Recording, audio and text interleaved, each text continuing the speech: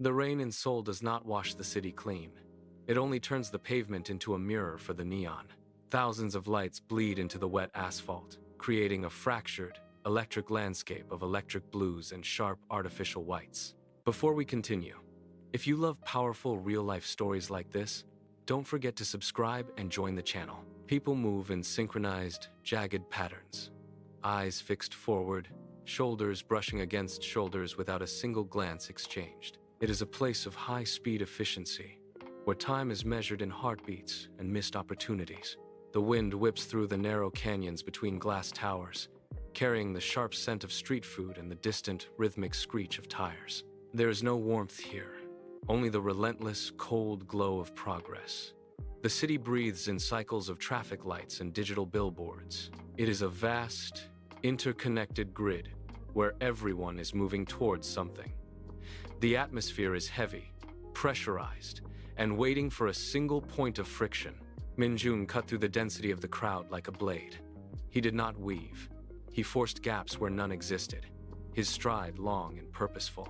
Every few steps, his hand darted to his wrist, eyes flicking toward the glowing dial of his watch. 8 o'clock. The board meeting was a ticking deadline, and he was already behind.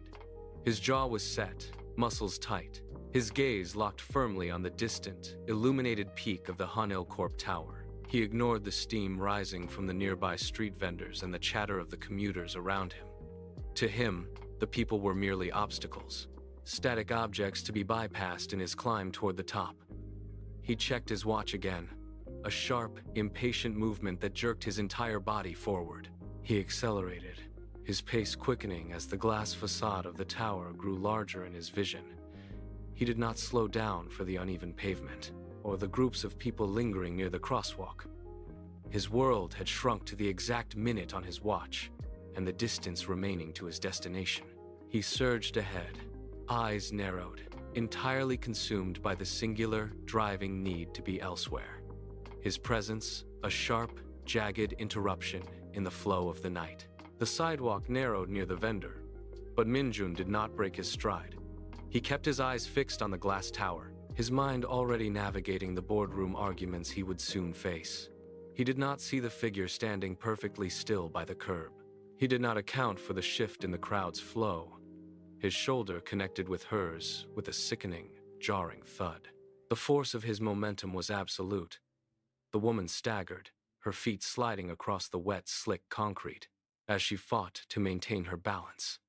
A leather bag slipped from her grip, hitting the pavement with a heavy, hollow sound that was instantly swallowed by the city's roar.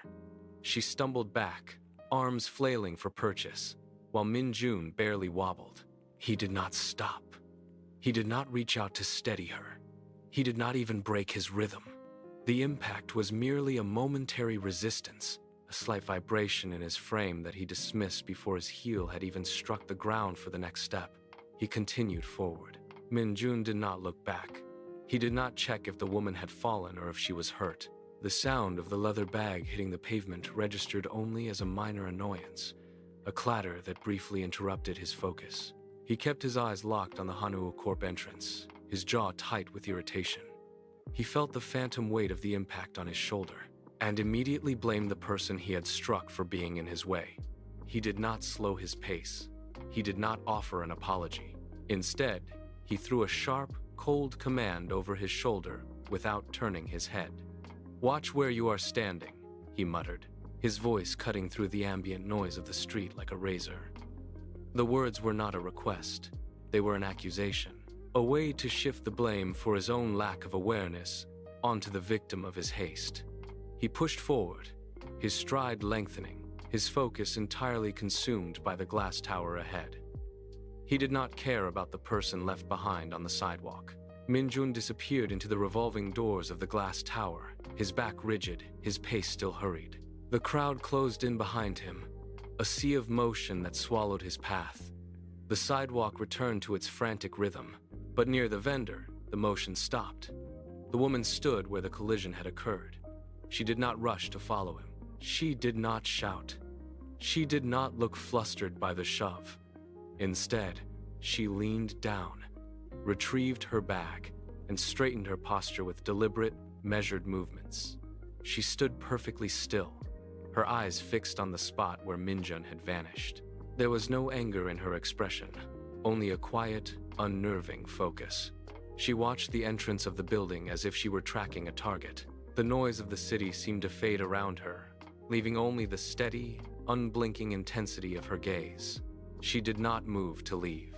She waited, watching the glass doors, her presence a silent, immovable anchor in the middle of the rushing street. The flickering street lamp cast long, rhythmic shadows across the pavement, illuminating the space where she stood. She did not fidget. She did not check the time. Her hands moved with practiced grace as she gathered her belongings, her fingers steady against the worn leather.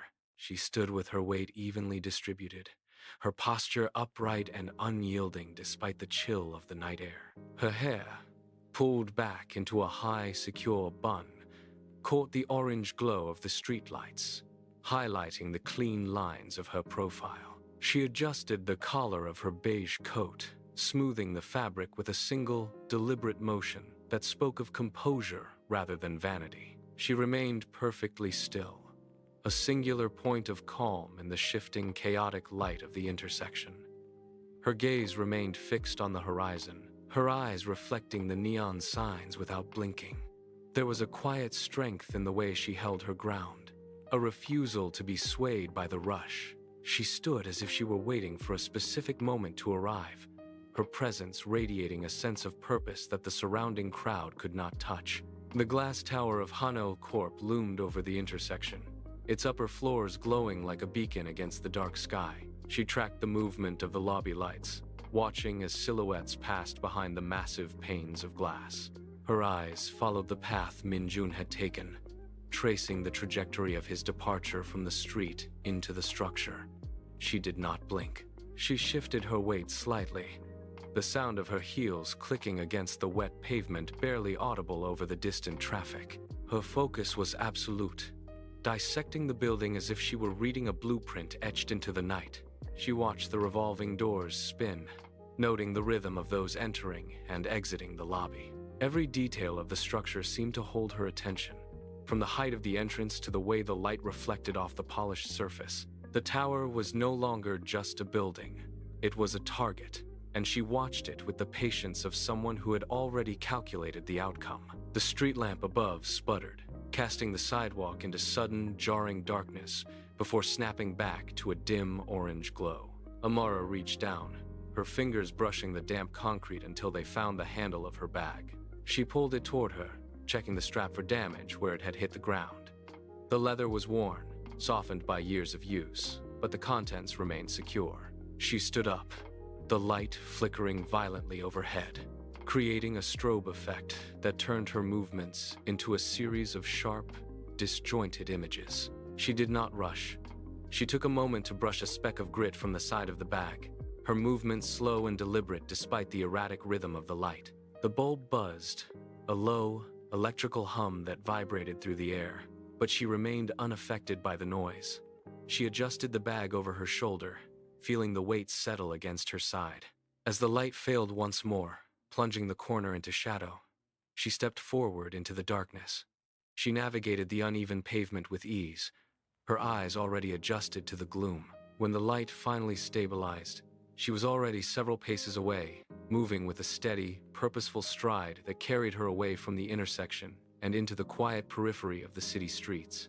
The morning sun cut through the glass facade of Hanel Corp, illuminating the lobby in sharp, clinical lines. Min-jun pushed through the revolving doors, his pace rhythmic and measured. He did not look left or right. He moved with the practiced ease of a man who owned the floor beneath his feet. Every step was a statement of intent, his heels striking the polished marble with a sharp, echoing snap.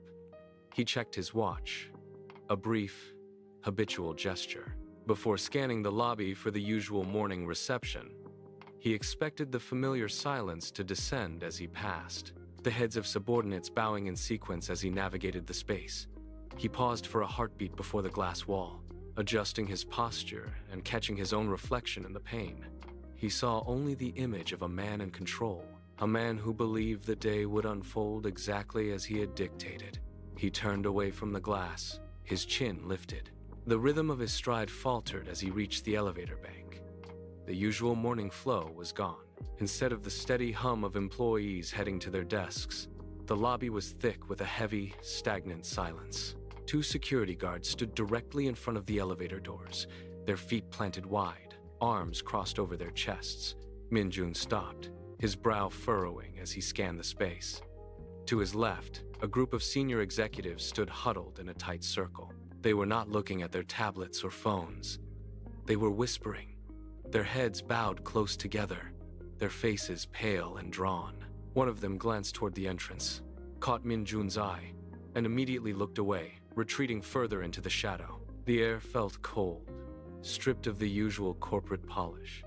Min-jun took a step forward, his hand raised to demand passage, but the guards did not move. The entire lobby had been transformed into a staging ground for something he did not recognize, and the architecture of his own success felt fragile. Min-jun did not wait for an invitation. He pivoted sharply, his eyes darting across the lobby until they locked onto his assistant, who was hovering near the reception desk. The man was clutching a stack of files so tightly his knuckles were white. Min-jun crossed the floor in 3 long strides, his presence demanding immediate attention. He stopped inches from the assistant, his voice low and sharp, cutting through the ambient tension like a blade. "What is happening here?" he demanded. The assistant did not answer immediately.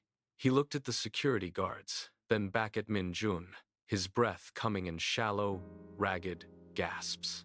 He took a half step back, his shoulders hunching as if expecting a blow. Min-jun reached out, grabbing the man by the arm, his grip firm and impatient. "I asked you a question. Why are the elevators locked? Why are these people standing here like they own the place?" The assistant's eyes flickered with genuine panic. He pointed a trembling finger toward the boardroom at the end of the hall. Min-jun released the man's arm. The assistant leaned in, his voice barely a whisper against the hum of the lobby. He was trembling, his gaze fixed on the floor, as if he could not bear to look at the man he had served for years. "It is not just the elevators, sir," he stammered, his words tumbling out in a rush of nervous energy. "A new majority shareholder arrived an hour ago. Everything has changed." Min-jun felt the floor tilt beneath him. He tightened his jaw, waiting for the explanation. But the assistant continued, his voice rising in pitch. "They have initiated a complete takeover. Every executive, every board member, everyone in a leadership position is being removed. They are firing the entire board as we speak." The words hung in the air, cold and definitive. The assistant gestured toward the boardroom doors, his hand shaking violently. "Security has orders to clear the floor. No one is exempt." Min-jun stood motionless. The reality of the situation began to sink in, stripping away the layers of his corporate armor. The power he had relied on was being dismantled. Min-jun let out a sharp, jagged laugh that echoed against the marble walls. It was a sound of pure, reflexive dismissal. He stared at the assistant, his eyes narrowing into slits of cold calculation. "Impossible," he spat, the word hitting the air with the weight of a command. "I own the largest stake in this company. I hold the controlling interest. No one moves a finger in that boardroom without my direct authorization." He pulled his phone from his pocket, his thumb swiping aggressively across the screen. He scanned his portfolio, his eyes darting across the red and green numbers, looking for the error, the glitch, the mistake that would explain this absurdity. The numbers remained static. His stake was there, but it was no longer the majority. He shook his head, a vein throbbing in his temple. This is a clerical error, a pathetic, desperate stunt by someone who doesn't understand how this firm operates. He shoved the phone back into his pocket, his posture stiffening with a renewed, brittle sense of superiority. He would not be sidelined by rumors or administrative chaos. He turned his back on the assistant, his gaze fixed on the heavy oak doors at the end of the hall. He would walk in there, expose the fraud, and restore his order. Min-jun moved with a predatory stride, his boots clicking rhythmically against the polished floor. He ignored the panicked whispers of the staff, his focus locked entirely on the boardroom entrance. 2 security guards stood like statues before the threshold, their arms crossed, their expressions devoid of the usual deference. As he reached them, he didn't slow down. He attempted to shoulder past, expecting them to yield as they always had. Instead, they stepped in unison, blocking his path with firm, unyielding resistance. "Step aside," Min-jun commanded. The guards did not move. One of them held up a hand, a gesture of finality that made Min-jun's blood boil. He tried to shove the man, but the guard held his ground. The realization hit Min-jun that these men were no longer taking his orders. He lunged forward again, forcing his way through. He stumbled, regained his balance, and finally stood before the massive, heavy doors. The wood felt solid, unyielding under his palm. Min-jun took a breath, his lungs burning with the stale, recycled air of the corridor. For a heartbeat, he hesitated. The silence behind the doors was absolute, a stark contrast to the frantic energy he had left behind in the office. He gripped the handle, his knuckles white, and threw his weight into the movement. The doors groaned, the hinges protesting as they swung inward with a heavy, deliberate momentum. Light poured out, blinding and intense. It was a sharp, sun-drenched glare that cut through the dim hallway like a physical force. Min-jun blinked, his eyes struggling to adjust to the sudden shift in brightness. He stepped forward, his boots crossing the threshold. From the shadowed corridor into the expansive, high-contrast space of the boardroom, the air here felt different still, charged and heavy with an authority that wasn't his. He stood in the doorway, his silhouette framed by the hallway lights, looking into the heart of the room. He took one more step, his gaze sweeping across the polished surface. The glare of the sun forced Min-jun to shield his eyes. As his vision cleared, the vast expanse of the mahogany table came into sharp focus. He looked for his fellow executives, but the chairs were empty. His gaze tracked toward the head of the table, the seat that had been his for a decade. A figure sat there, perfectly still, bathed in the morning light. Min-jun stepped forward, his heart hammering against his ribs. He expected a rival CEO, a corporate raider, or perhaps a legal representative. Instead, he saw the woman from the intersection, the same face he had dismissed with a wave of his hand only hours ago. She was not looking at the documents. She was looking directly at him. The air in the room seemed to thin. Min-jun stopped dead, his feet refusing to move further. He blinked, convinced his mind was playing a cruel trick on him. The woman remained motionless, her presence anchoring the entire room. He searched for a sign of recognition or malice, but her expression was unreadable. His mouth opened, but no sound emerged. The reality of the situation crashed into him with the force of a physical blow. The figure at the head of the table did not shift. She sat with an upright, unyielding posture that seemed to draw the light toward her. Every movement she made was precise, deliberate, and devoid of the hesitation Min-jun had expected. She was no longer the person standing on a crowded street corner. She was the axis upon which the entire room turned. Her hands rested flat on the mahogany surface, fingers steady, anchored by a calm that felt like iron. She occupied the space with a quiet, heavy authority that made the vast boardroom feel suddenly small. Min-jun watched her, his own posture slumping, as he realized the shift in power was not just a title, but a fundamental change in presence. She did not fidget. She did not look away. She simply existed in the center of the room, a pillar of stillness amidst the wreckage of his expectations.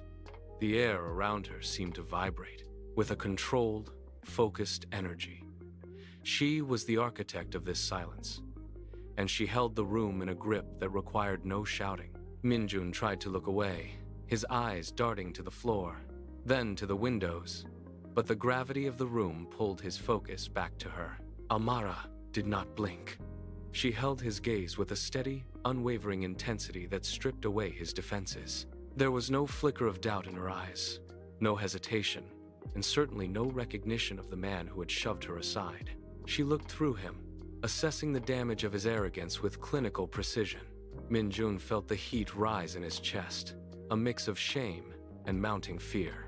He shifted his weight, his heels clicking sharply against the polished floor, but the sound died instantly in the heavy air. She remained a statue of absolute resolve. Every time he attempted to formulate a challenge, the sheer force of her stare silenced him. It was a confrontation without a single word spoken, yet it carried the weight of 1,000 accusations.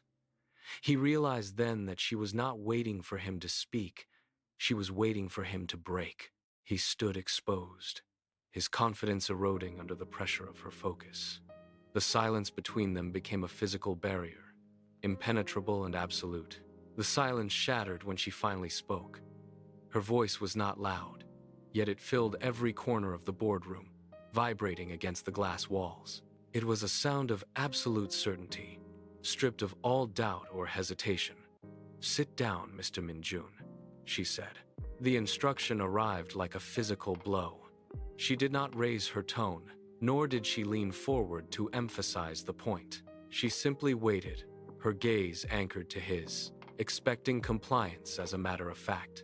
Min-jun felt the strength drain from his legs. The arrogance that had carried him through the lobby only moments ago evaporated, leaving him hollow. He looked at the chair, then back at her, searching for any sign of a bluff. He found none. Her face remained a mask of total resolve. He reached out, his fingers brushing the back of the mahogany chair, and pulled it out with a slow, scraping sound that echoed in the quiet room. He lowered himself into the seat, his movements stiff and uncoordinated. He was no longer the one directing the flow of the meeting. He was a participant in a process he did not control. Amara watched him settle, her expression unchanged, the weight of her authority pressing down on him like a physical force. Min-jun gripped the edge of the mahogany table, his knuckles turning white against the polished wood. He tried to steady his breathing, but his lungs felt tight, as if the air in the room had grown thin. He looked down at his hands. They were trembling. It was a subtle movement at first, a faint twitch in his fingers, but it quickly grew into a visible tremor that he could no longer suppress. He tried to tuck his hands beneath the table, but the motion was clumsy and frantic. Every attempt to project his usual confidence only highlighted his current fragility. He felt the blood drain from his face, leaving him cold despite the warmth of the sun streaming through the windows. The power dynamic had completely inverted. He was no longer the hunter. He was the prey, caught in a trap of his own making. The room seemed to tilt, the high-backed chairs and the expansive view of the city blurring into a singular, overwhelming reality. Min-jun opened his mouth to speak, but the words caught in his throat. He felt like a stranger in his own office, a guest in a space he had occupied for years. He cleared his throat, the sound harsh and dry in the quiet room. He needed to regain his footing. He needed to remind her who he was. He leaned forward, pushing his palms against the table to steady his frame, but his muscles refused to cooperate. The authority he once wielded felt like a distant memory, a ghost of a man who no longer existed. He looked at her, searching for a flaw, a sign of hesitation, or even a flicker of recognition from that night on the street. There was nothing. She watched him with a stillness that felt like a judgment. The silence stretched, heavy and suffocating, until the pressure became unbearable. He felt the last remnants of his pride dissolve under her steady gaze. When he finally spoke, the sound was barely a breath. "Who are you?" he whispered. Amara did not rush to answer. She let the silence settle, allowing the weight of his question to sink into the floorboards. Her gaze remained fixed on him, steady and unblinking, as if she were measuring the exact depth of his confusion. Slowly, she reached toward the center of the mahogany table. Her fingers brushed against a thick, leather-bound folder resting there. She pulled it toward her, the sound of the material sliding against the polished wood sharp and distinct in the quiet boardroom. She held it for a heartbeat, her expression devoid of malice or triumph, just a cold, clinical focus. With a single, fluid motion, she pushed the folder across the expanse of the table. It slid with precision, gathering momentum, until it struck the edge of the desk directly in front of Min-jun. The impact echoed. It was not just a collection of papers. She watched him stare at the document, her hands folding neatly in her lap. She waited for him to reach out, to touch the reality of his own undoing. Min-jun stared at the folder, his fingers hovering over the edge of the paper but refusing to flip it open. He knew what was inside before he even looked. The weight of the silence in the room was absolute. Amara stood up, the movement slow and deliberate, and the chair scraped against the floor with a sound like grinding stone. She did not look at him. She walked toward the floor-to-ceiling window, her back turned to him, looking out at the city skyline. She spoke without turning around, her voice clear and cutting through the stale air of the boardroom. "I am the one who decides if this company survives the day," she said. The words were not a threat. They were a statement of fact. She turned then, her eyes locking onto his with a cold, piercing intensity. Min-jun felt the floor tilt beneath his feet. He had spent his entire career believing he held the reins, but in this moment, he was nothing more than a spectator to his own collapse. She stood there, the light from the windows framing her, and he finally understood the finality of her position. He was no longer the one in control. The boardroom light dimmed in his mind, replaced by the harsh, flickering neon of a subway station at 3 in the morning. For months, Amara had existed in the margins of this city. Her life was measured in shifts. She moved from the back of a restaurant kitchen to a cleaning crew in a high-rise office, scrubbing floors that men like Min-jun walked over without a glance. Then came the third job, stocking shelves in a warehouse until the sun began to bleed over the horizon. Her muscles ached with a constant dull throb, but she never stopped. When the rest of the city slept, she sat at a cramped desk in a basement apartment. The pages of corporate law textbooks were her only company. She traced the fine print with tired eyes, memorizing clauses and loopholes while the world outside remained oblivious. She was a ghost in the machine, ignored by the elite who brushed past her on the street. They never saw the pen in her hand, or the way she calculated market shifts. She was building a foundation out of exhaustion and discipline, waiting for the exact moment when the structure they had built would finally show its cracks. Everyone she earned was a tactical move. She lived on the absolute minimum, counting coins under the dim light of a single bulb, while the city roared outside her window. She skipped meals to afford the next textbook. She walked miles to save the bus fare, her feet blistered and raw, yet she kept the rhythm of her savings steady. The elite of Seoul walked past her every day, their eyes sliding over her as if she were part of the concrete. They saw a woman in a trench coat. They did not see the ledger in her mind. She tracked the fluctuations of Hanuo Corp with the precision of a surgeon. She knew their debt ratios better than their own accountants. When the market dipped, she did not panic. She bought. She took the meager surplus from her 3 jobs and funneled it into the very shares they were discarding. She was invisible by choice, a shadow moving through the financial district, gathering the pieces of a puzzle they were too arrogant to notice. She watched the boardroom titans from the street, silent and still, waiting for the precise second when their over-leveraged empire would finally buckle. She was ready. The shift happened at 9 a.m. The market opened, and the Hanuo Corp stock began its descent. It started as a tremor, a slight dip in the trading volume that most analysts dismissed as a temporary fluctuation. Amara sat in her small room, eyes fixed on the flickering screen. She saw the opening. She hit the command. Her accumulated capital, gathered through months of grueling labor, flooded the market in a single surgical strike. The impact was immediate.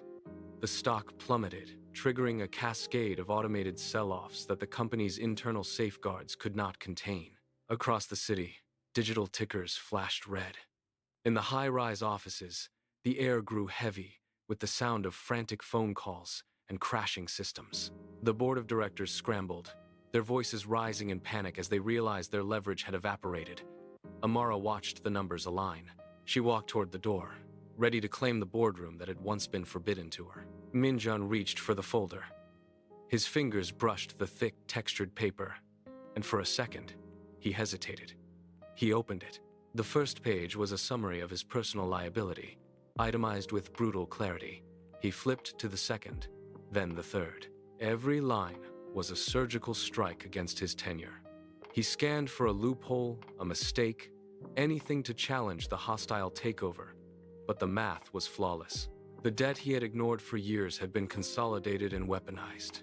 He saw the signatures of the creditors he had once dismissed, now all aligned under her name. His hands began to tremble, the paper rattling in the silence of the room.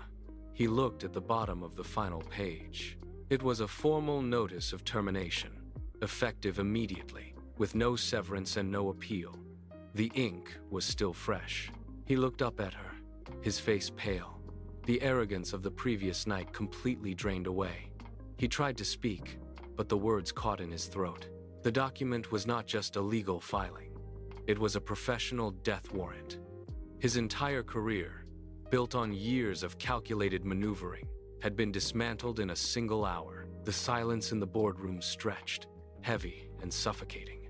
Min-jun remained slumped in his chair, his eyes fixed on the desk, as if the wood itself could offer him a way out. Amara did not rush him. She stood up slowly, the chair sliding back against the carpet with a sharp, final sound. She did not look at him. Instead, she turned her back to the table and walked toward the glass wall that overlooked the sprawling city. Every step she took was measured, deliberate, and entirely unhurried. As she reached the window, the late afternoon light caught her, casting her into a sharp, dark silhouette against the vast Seoul skyline. She placed her hands on the glass, looking out at the grid of streets below. The city lights were beginning to flicker to life, a sea of artificial stars that now seemed to answer to her. She stood perfectly still, her frame dominating the room, turning the entire space into her private observation deck. Min-jun watched her from the shadows. Amara turned away from the glass. The city lights framed her, but her gaze was fixed entirely on the man at the table. She walked toward him, her footsteps rhythmic and steady on the polished floor. She stopped just inches from his chair, forcing him to look up. "You treated me like I was invisible," she said. Her voice was low, devoid of malice, but sharp with absolute certainty. She leaned down, placing a hand on the mahogany surface, effectively boxing him into his seat. "You shoved past me on the street without a second glance. You didn't see a person. You saw an obstacle to be cleared from your path." Min-jun tried to look away, but the intensity of her focus held him in place.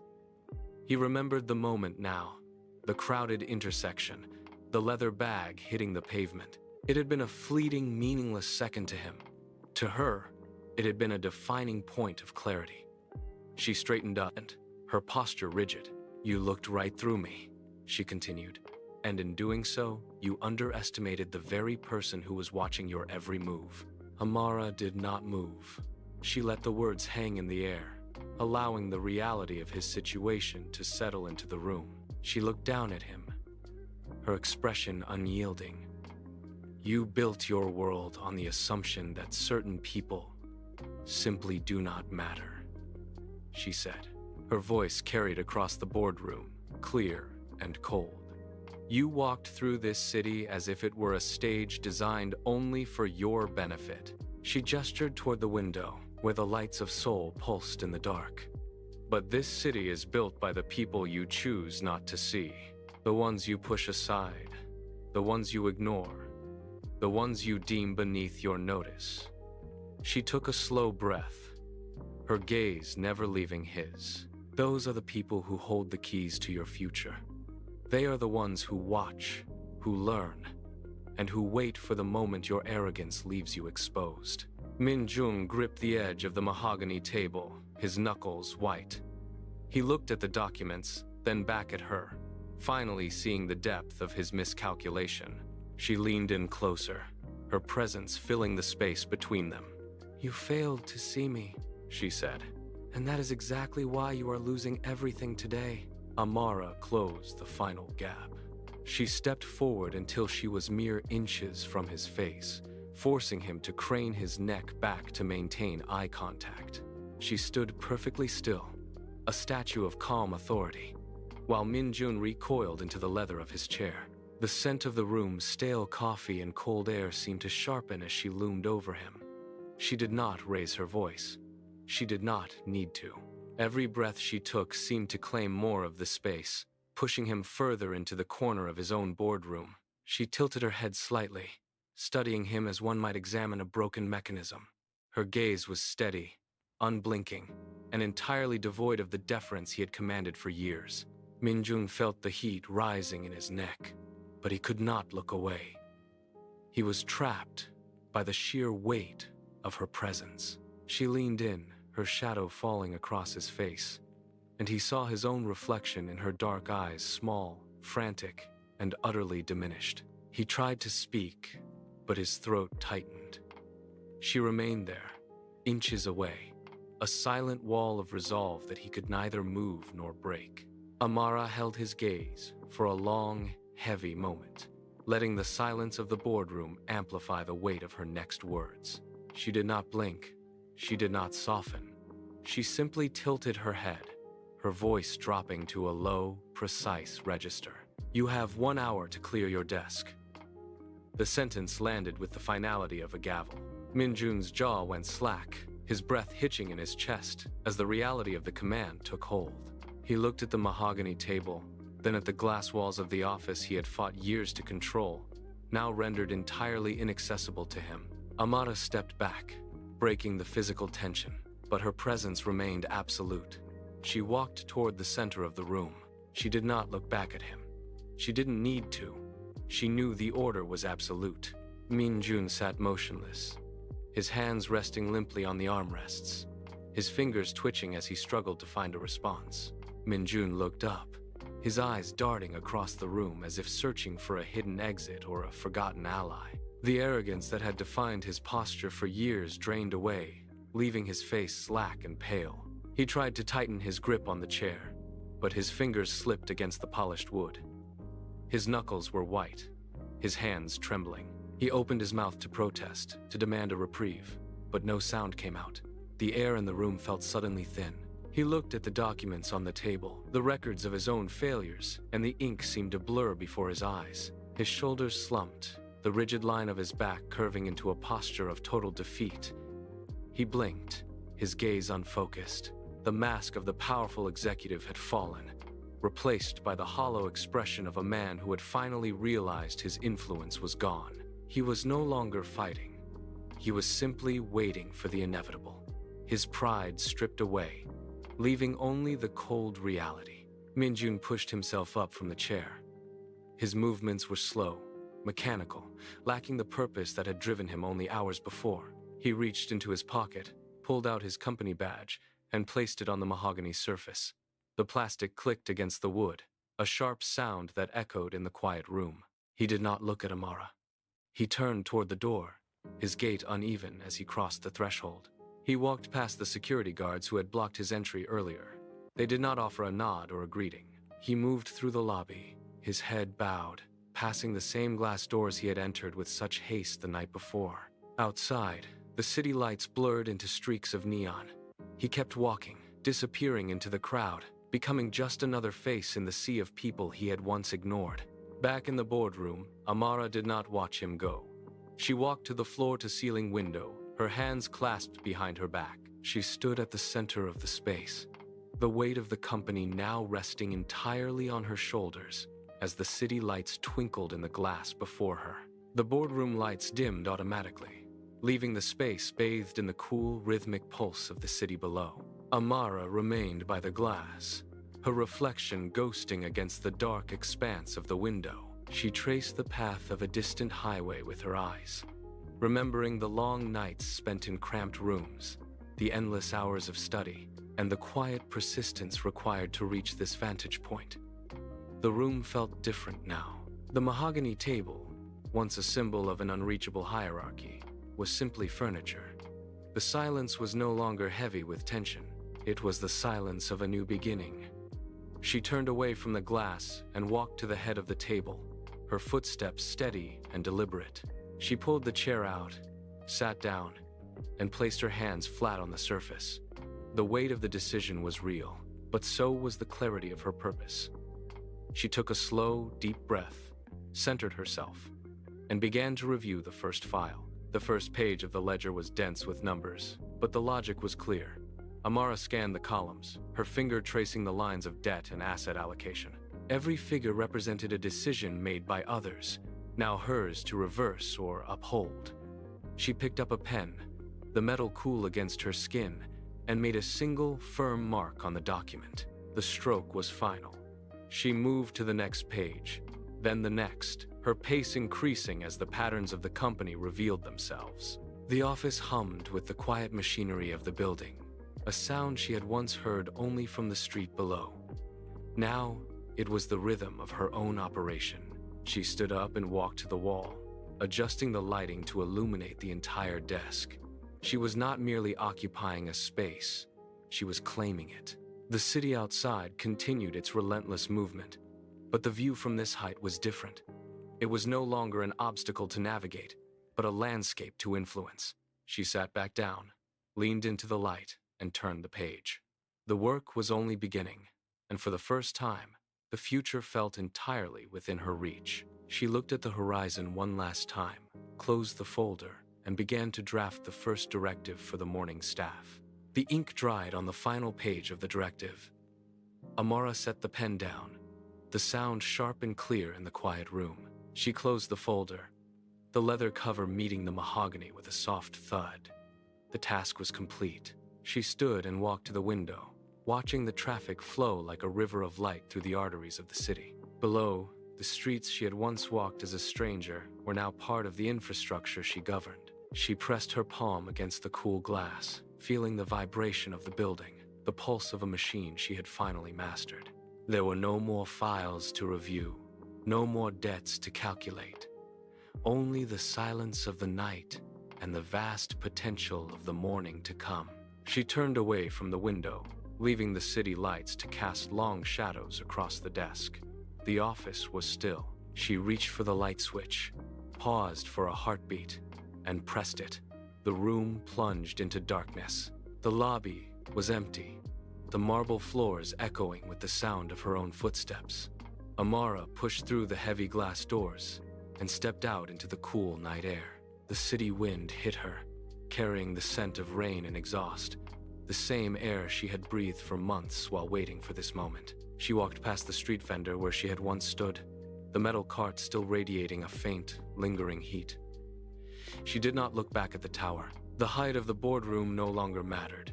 She had already internalized the view.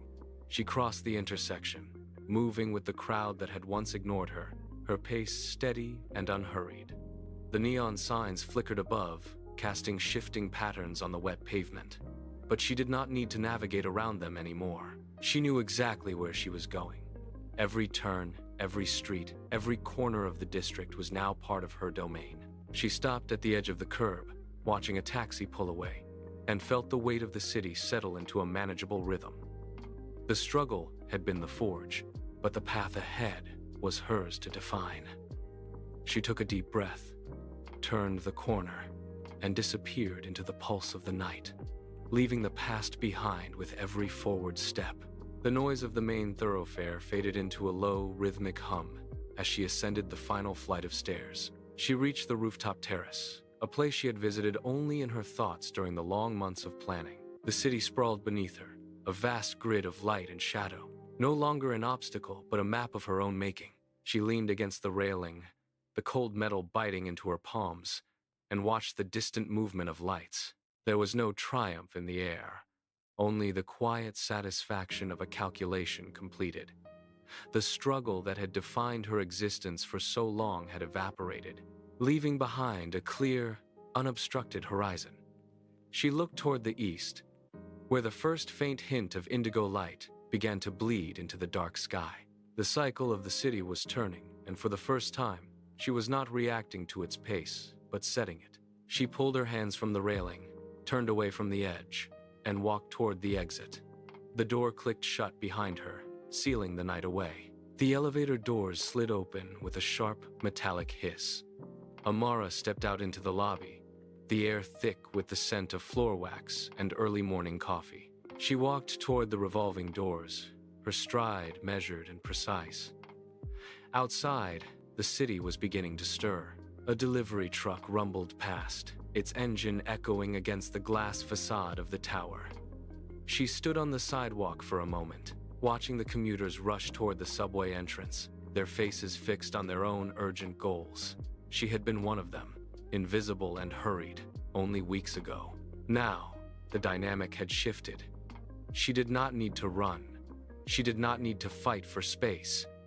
She simply walked, and the crowd parted, a silent acknowledgement of the change in the air. She reached the corner, stopped, and looked up at the skyline. The sun broke over the horizon, catching the edges of the buildings and turning the glass into sheets of gold. She checked her watch, not out of anxiety, but to confirm the time for her next meeting. The city was a machine, and she had finally learned how to operate the gears. She turned away from the curb, blended into the flow of the morning. She reached the park entrance, a quiet sanctuary tucked between the towering glass structures. The morning air was crisp, carrying the faint scent of damp earth and distant traffic. She walked along the winding path, her footsteps steady against the gravel. A discarded newspaper tumbled across the walkway, caught by a sudden gust of wind. She watched it slide toward the gutter, a small, inconsequential piece of debris in the grand design of the city. She stopped at a wooden bench, sat down, and pulled a small notebook from her pocket. The pages were filled with notes, dates, and strategies that had once seemed like impossible hurdles. She turned to the final page, closed the book, and tucked it away. The weight of the past had vanished, replaced by the clarity of the present. She looked up at the sky, watching the clouds drift slowly over the skyline. There was no need to rush, no need to prove her worth to anyone. She stood up, brushed the dust from her palms, and walked toward the center of the square. The journey had reached its end. The square was alive with the hum of the morning. A street vendor set up his cart near the fountain, the metallic clatter of his equipment cutting through the low murmur of the crowd. Amara watched him for a long moment, noting the way he navigated the space, the same way she once had. She did not look away. She did not feel the need to rush past him. Instead, she stood still, anchoring herself in the center of the movement. The city had once felt like an obstacle, a series of locked doors and cold shoulders. Now, it felt like an instrument, responsive to every decision she made. She turned her gaze toward the horizon, where the light hit the glass towers with blinding intensity. There was no more uncertainty, no more waiting for permission to exist. She had built a foundation out of the very silence that had once defined her days. She took a slow, deep breath, feeling the pulse of the streets beneath her feet. The transition was complete. She stepped forward. The rhythm of the city had changed. It no longer demanded her speed or her silence. As she reached the edge of the district, the towering structures cast long, sharp shadows across the pavement. She stopped at the crosswalk, watching the surge of commuters rushing toward the subway entrances. They moved with the same frantic energy she had once known, heads down, eyes fixed on the ground. She stood perfectly still, a stationary point in the middle of the chaos. A siren wailed in the distance, but it did not stir her. She watched the light change, the signal flashing, and the crowd surged forward again. She did not follow. Instead, she turned toward the quiet side streets where the noise of the main thoroughfare faded into a low, steady hum. Every step she took now was deliberate. She turned away, walked into the deepening twilight, and left the noise of the city behind her. The twilight deepened, turning the sky into a bruised purple. Amara stood on the balcony, the glass cool against her palm. Below, the intersection where she had once been shoved was now just a grid of light and motion. She watched the traffic patterns, the way the cars flowed like blood through the veins of the city. There was no resentment left, only a cold, hard clarity. She had spent years fighting for a seat at a table that did not want her, but now the table belonged to her. She looked at the reflection in the glass, seeing not the person who had once been ignored, but the one who had dismantled the structure from within. The wind picked up, carrying the scent of rain and exhaust, but she did not retreat. She held her ground. The city was no longer a labyrinth to be navigated. It was a map she had mastered. She turned away from the view, walked back into the room, and closed the door. The transition was complete. She had arrived, and for the first time, the silence of the room felt like victory. The office was quiet, save for the hum of the ventilation system. Amara sat at the desk, the surface smooth and cold under her fingertips. She looked at the documents spread before her, the ink still dark and sharp against the paper. The chaos of the morning had been replaced by a profound, heavy stillness. She stood up and walked to the center of the room, listening to the muffled sounds of the city rising through the glass. It was a different sound now. It was no longer a roar that threatened to drown her out, but a steady rhythm she could dictate. She reached out and touched the frame of the window, feeling the vibration of the building beneath her hand. Every decision she had made, every hour of study, every moment of patience had led to this single, unmoving point in time. She was no longer waiting for permission to exist in this space. She was the one defining the space. The lights of the skyline began to blink in sequence, a vast network of connections that now answered to her. She turned away from the window, walked toward the exit, and stopped. The door was open. She looked back one last time, took a slow, steady breath, and stepped out into the hallway, leaving the past firmly behind her. The hallway stretched out, polished and silent. Amara walked toward the elevators, her footsteps echoing against the marble floor. She passed the security desk where guards stood at attention, their eyes following her path with a new, sharp awareness. She did not look back. The boardroom was empty now, a shell of the power structure that had once defined her struggle. She reached the lobby, the same space where she had stood as a stranger only days before. The air felt different here, grounded and familiar. She pushed through the heavy glass doors and stepped out into the night. The intersection was crowded, the neon lights pulsing against the wet pavement. She stopped at the edge of the curb, watching the flow of people and vehicles. She was no longer a ghost in the machine. She was the one who had learned to operate the gears. She moved forward, blending into the rhythm of the city, her pace steady and purposeful. The cold wind brushed against her face, but she did not flinch. She walked into the crowd, disappearing into the center of the world she had claimed. The city lights blurred into long golden streaks as she stood still. It was not just about the company or the boardroom. It was about the clarity of sight. For years, she had watched the world through a glass barrier, waiting for an opening that never came. Now, the barrier was gone. She looked up at the towering structures, no longer seeing obstacles, but a landscape she had mapped through sheer force of will. Every street corner held a memory of a closed door, and every closed door had forced her to find another way in. She took a final breath, the air crisp and biting. The struggle had not been a detour. It had been the foundation.